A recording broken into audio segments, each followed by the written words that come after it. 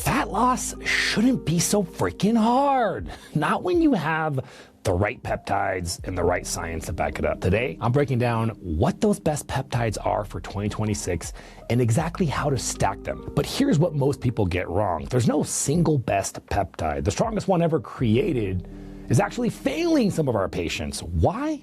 Because best depends on which of your three biological systems is your actual bottleneck. If you think human physiology is that black and white, pay attention because I'm gonna break it all down. See, what nobody's talking about, and you might be thinking retatrutide, probably the most powerful one. There's no doubt, the triple agonist that everybody's hyped up about, it actually has a weakness. Now, that doesn't mean that it doesn't work, but what it does mean is if you miss the weak link, you may get worse results, right? And again, that might sound crazy, but you'll understand. Once you see this, you'll understand why the smartest patients aren't chasing the strongest peptides automatically, but instead they're stacking strategically. Because here's the truth, most people's stacks fail not because of the peptides themselves, but because people are attacking the wrong system. And in a minute here, I'll show you the first system that actually sabotages everything else when it's not handled properly. And by the end of the video, you'll know exactly which system is your bottleneck and which peptides are actually going to fix that, along with what type of lifestyle. I'm Dr. Jones, DC, and I lead the coaching department at our nationwide GLP-1 and peptide clinic,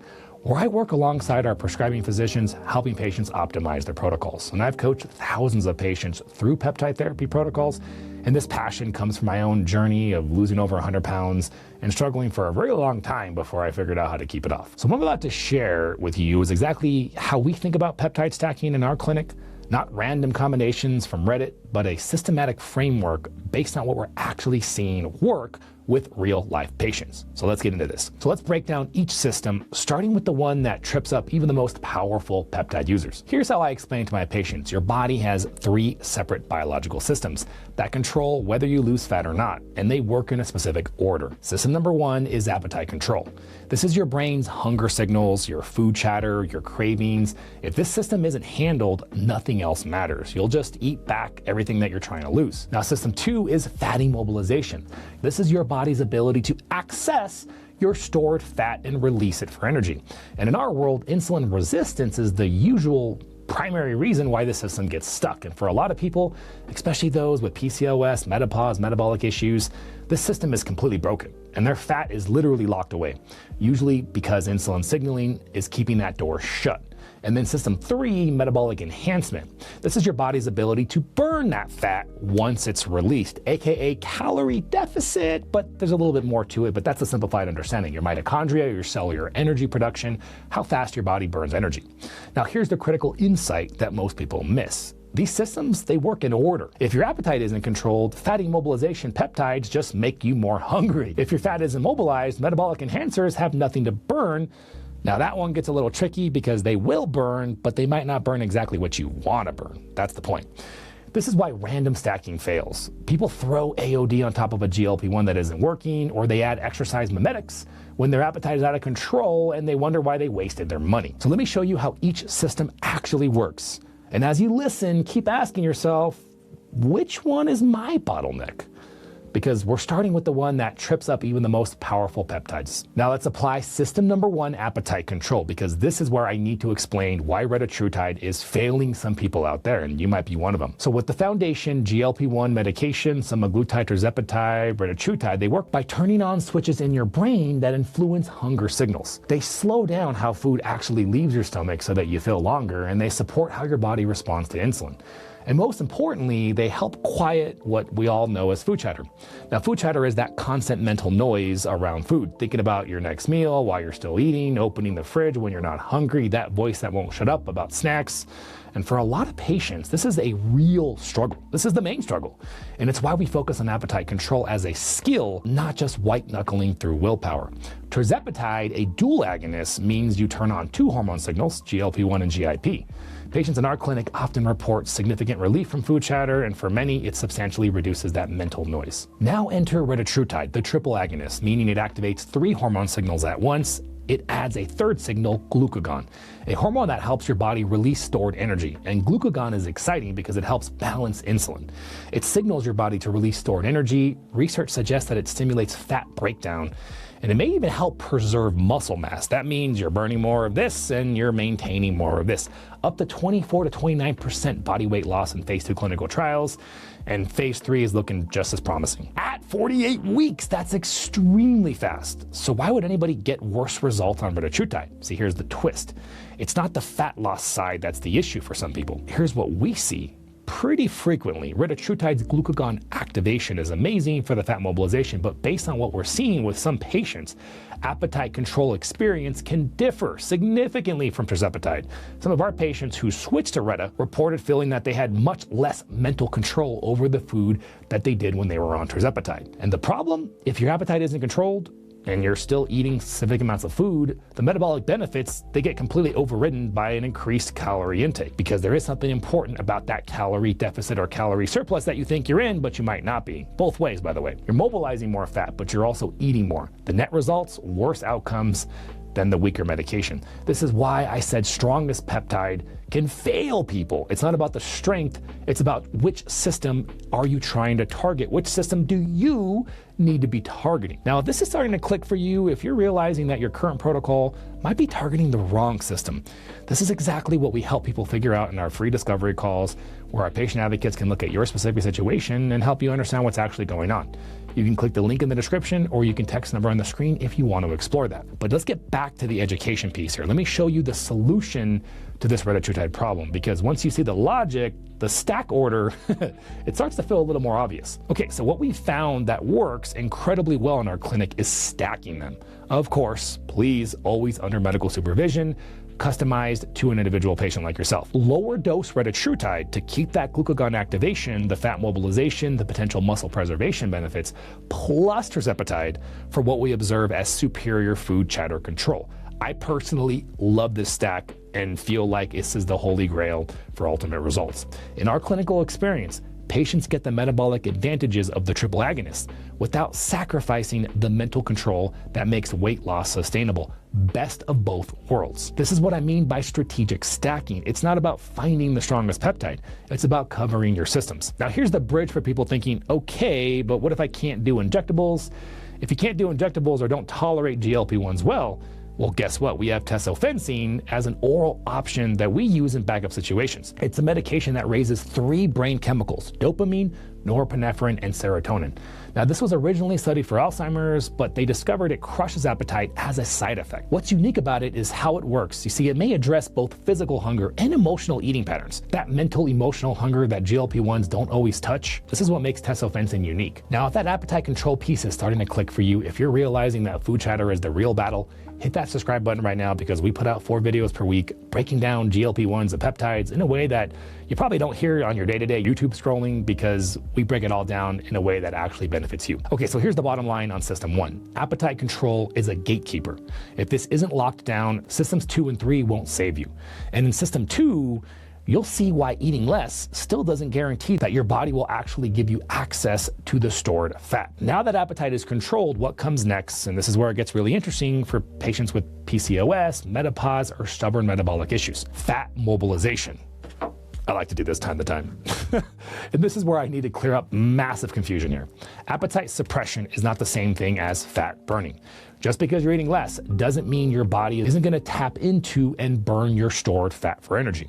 And if it does, problematic patient, it's because it did short term, because your body had to rely on stress hormones. Think about it this way. You have potentially hundreds of thousands of calories locked away in your fat cells. But if your body can't access that energy, what happens when you create a calorie deficit? You feel exhausted, your brain is foggy, irritable, your metabolism slows down to compensate.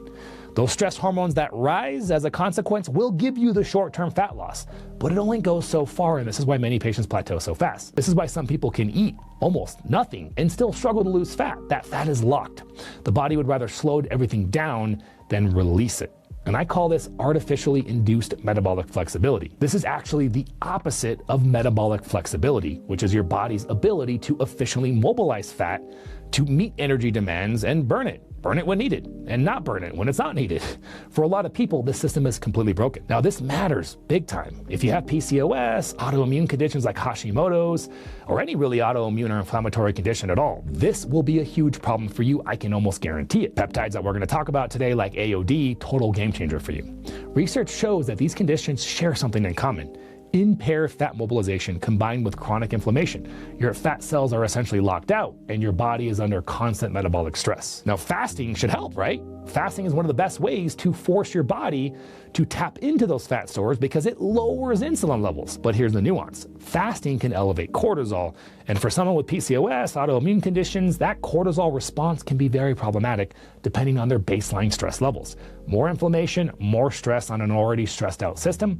Some patients feel terrible when they try to fast, which usually means we need a better progression and support. Not that fasting is bad. Inherently, fasting is amazing, but there's an opportunity here. And this is exactly where peptides can just change the game. So what do you do when fasting is the tool that you need, but the stress response makes you feel awful? This is where peptides come in, and let's go AOD 9604. This is a small piece of human growth hormone, but unlike full growth hormone, it appears to primarily affect fat mobilization and nothing else. Here's how it works. AOD binds to specific receptors on your fat cells and essentially unlocks them. It may counter insulin's blockage of fat release, and it helps make your stored fat available for food energy. And the bigger piece is, therefore, your cortisol-induced response from fasting can also decrease because there's nothing to stress about, because AOD is providing the fat. The critical distinction, AOD does not burn the fat, it mobilizes it. You still need a calorie deficit, meaning you need to take in less energy than you're consuming. You still need to give your body the reason to burn the fat, and that's the deficit from just a deficit or fasting. This is why in our clinic we often use AOD strategically during fasting. Your body is already in a massive calorie deficit, inflammation and insulin levels are dropping, your body's looking for energy, so AOD bridges the gap so that energy can actually come from the body fat, even when you're insulin resistant and have higher levels of insulin that are countering that, and we talked about it. So for our PCOS and menopause ladies, this is the total game changer if I have to place one piece in this video. So pay attention to this because I've seen massive results with AOD for these ladies. In our clinical experience, AOD seems to help them tolerate longer fasts more comfortably. It appears to make the fat burning process more efficient for them. And that's what I mean by this whole artificially induced metabolic flexibility, helping your body mobilize fat that it couldn't reliably tap into on its own, especially during these therapeutic fasting windows. Now, by the way, PCOS, menopause ladies watching this, if you want me to do a complete video specifically on your case, how AOD in combination with the GLP-1 can be a total game changer for you and my autoimmune patients, let me know in the comments and I'll make a whole separate video just that topic. Now, if this concept of metabolic flexibility is hitting home for you, if you're realizing that this is why fasting might have been so hard for you, then what I'm about to show you in System 3 is gonna blow your mind here. But before we leave System 2 and move into System 3, I need to give you a quick warning because one of the fat loss peptides gets people excited for the wrong reasons, and I don't want you sabotaging everything that we just covered. You might have heard of adipotide. It's a peptide that's gotten a lot of attention online because the claims are dramatic. It supposedly blows up fat cells. How amazing does that sound, right? Here's what you need to know. Adipotide is a peptide designed to trigger cell death. It works by destroying blood vessels that feed the fat cells, which causes the fat cells to die. But the problem? While the mechanism targets blood vessels that feed fat tissue specifically, it also affects kidneys. It destroys blood vessels in tissues that express a certain marker called prohibitin. And the human research was discontinued due to safety concerns, including kidney damage. This is what I call a high interest, but high-risk peptide. People search it because of the promise and sounds freaking incredible. Blowing up fat cells, who doesn't want to blow up fat cells? But in our clinic, we wouldn't touch it, and I hope you do the same. Stick with AOD for your fat mobilization. It's been studied, it has a better safety profile, and it actually works with your body instead of against it. You just gotta do it right. And I know a lot of you have used AOD and didn't know about the whole fasting and calorie deficit thing. Quick question for you, based on what I've covered so far, System 1 appetite control, System 2 fat mobilization. Let me know in the comments, what do you think is your bottleneck? Is it the food chatter or fat that feels locked up no matter what you do? I'll jump in and respond because I do personally respond to all of our comments. Okay, system number 3, and this is where things get really cutting edge. And this is also where timing can make the difference between nothing happened and everything finally started moving. So we're talking metabolic enhancement here. And this is some of the more cutting edge part of peptide therapy right now, and I think where a lot of hype is. So the question, what if your appetite is controlled, Your fat is mobilizing, but your body still isn't burning effectively or efficiently. This comes down to your mitochondria, basically your cell's energy factories.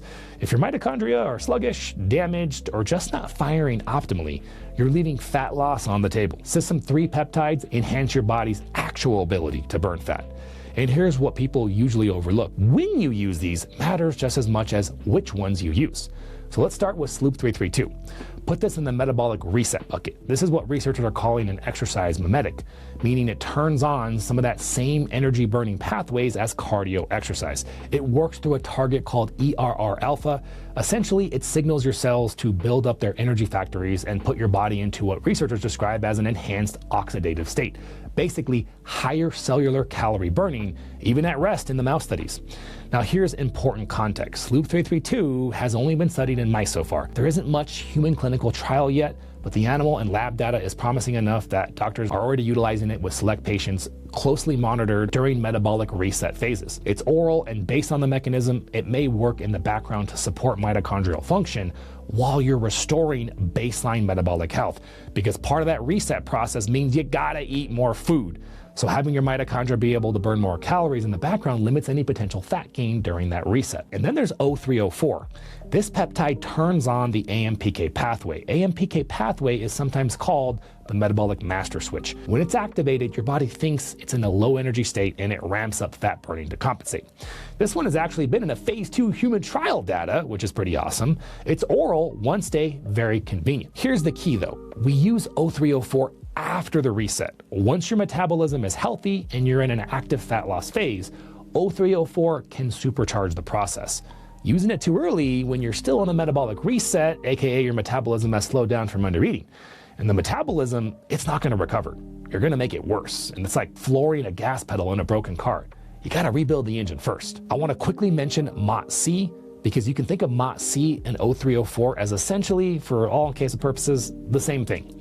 MOT-C is also gonna activate AMPK. It's also an exercise mimetic. This is the tried and true, probably more powerful option if you really wanna get the best results, but it is an injection and it is more costly. So if you want something that's more convenient and a little bit more affordable, you go down the 0304 pathway. Now this is what separates a protocol from random stacking. Sloop 332 during the reset, 0304 after the reset, timing matters. And in a second here, I'm gonna show you how we plug this into a full 3-tier system and with the order in mind. Okay, now here's something critical that ties into all of this: muscle preservation. If you miss this piece, the scale might drop, but your long-term metabolism is gonna pay the price. This is fat, this is 1 pound of fat, and this is 1 pound of muscle. We gotta burn this, we gotta maintain this. One of the biggest risks with any weight loss program, especially when you're taking GLP-1s, is losing lean muscle mass alongside the fat. And muscle is metabolically active tissue. You lose too much and your metabolism can drop over the long term. Your metabolic profile decreases. It's not a good thing. Not to mention you look like crap. CJC-1295 with ipamorelin is our go-to stack for this. These are the growth hormone releasing peptides. They stimulate your body's natural growth hormone release. Think of CJC-1295 as the gas pedal, a hormone control gland in your brain to release more growth hormone. And ipamorelin is like releasing the brake. It helps removing inhibition. So together they create a stronger natural pulse of growth hormone. The benefits: fat mobilization, muscle building, better recovery, improved sleep. This is how we work to counteract that lean mass loss that GLP-1s and really any weight loss program that doesn't have proper training and proper protein intake is going to deal with. Important note, in our clinic, we use the no DAC version of CJC. The DAC version is longer acting and creates a more constant growth hormone elevation, which may make your body less responsive over time. You want a natural up and down release, pulsatile that mimics your body's natural rhythm. Second question, now that you understand all 3 systems, appetite control, fat mobilization, metabolic enhancement, which system do you think is your bottleneck? Let me know in the comments, system 1, 2, or 3. And again, I respond to every single one, so I'll get in there and give you some context of how we approach it with our patients. So let me show you how to actually stack these, because the order is where most people get it wrong. And I'm gonna show you the exact 3 mistakes that create the whole, I spent a fortune, but nothing worked. So how do you actually stack these? What's the order here? Okay, so the framework that we use in our clinic, step 1, lockdown system number 1. Appetite control comes first, always.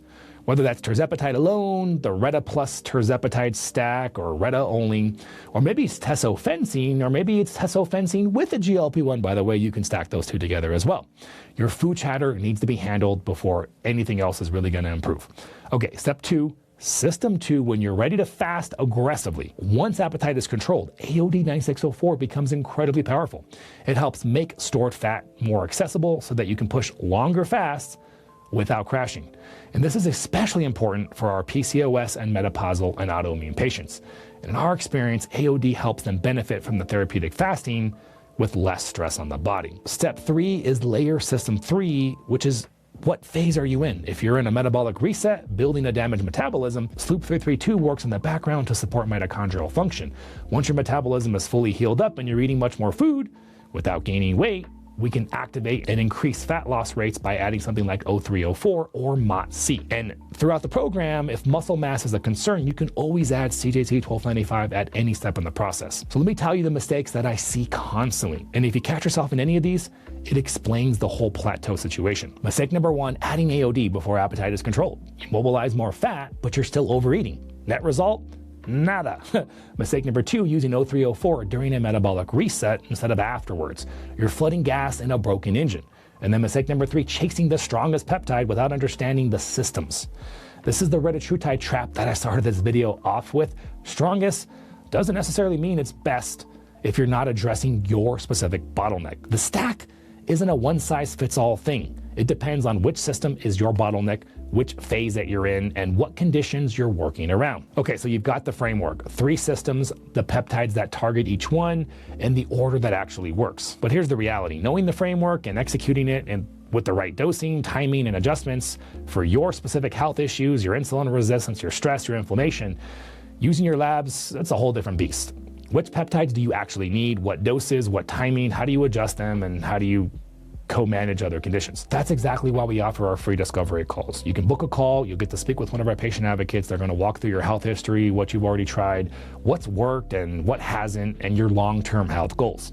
You'll get a feel for what's it like to work with me, our coaches, and our medical team, and they're going to review programs and pricing so that you can see long-term what success actually looks like when you're working with me, my coaches, and my medical team. You can either text number on the screen or you can check out the link in the description if you want to explore that. Now, if you're past the fat loss phase and you're closer to the muscle building phase, then you need to check out this video right here. There's actually 2 videos for my men and my women. Either one of these videos are going to give you the framework to get the best results in 2026 for maximizing muscle gains. We'll see you guys later.